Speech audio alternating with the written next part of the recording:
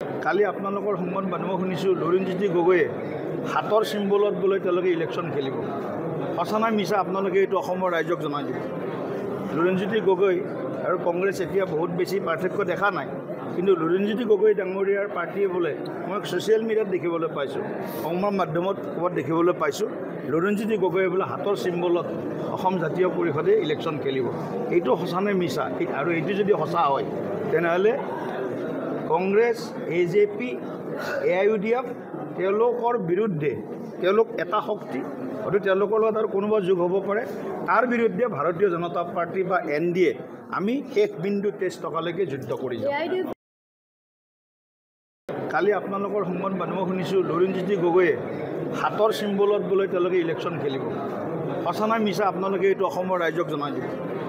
লুৰিণজ্যোতি গগৈ আৰু কংগ্ৰেছ এতিয়া বহুত বেছি পাৰ্থক্য দেখা নাই, কিন্তু লুৰিণজ্যোতি গগৈ ডাঙৰীয়াৰ পাৰ্টীয়ে বোলে মই ছ'চিয়েল মিডিয়াত দেখিবলৈ পাইছোঁ, সংবাদ মাধ্যমত ক'ৰবাত দেখিবলৈ পাইছোঁ, লুৰিণজ্যোতি গগৈয়ে বোলে হাতৰ চিম্বলত অসম জাতীয় পৰিষদে ইলেকশ্যন খেলিব।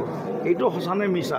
আৰু এইটো যদি সঁচা হয় তেনেহ'লে কংগ্ৰেছ, AJP, AIUDF তেওঁলোকৰ বিৰুদ্ধে তেওঁলোক এটা শক্তি, হয়তো তেওঁলোকৰ লগত আৰু কোনোবা যোগ হ'ব পাৰে, তাৰ বিৰুদ্ধে ভাৰতীয় জনতা পাৰ্টি বা NDA আমি শেষ বিন্দু 23 টকালৈকে যুদ্ধ কৰি যাম।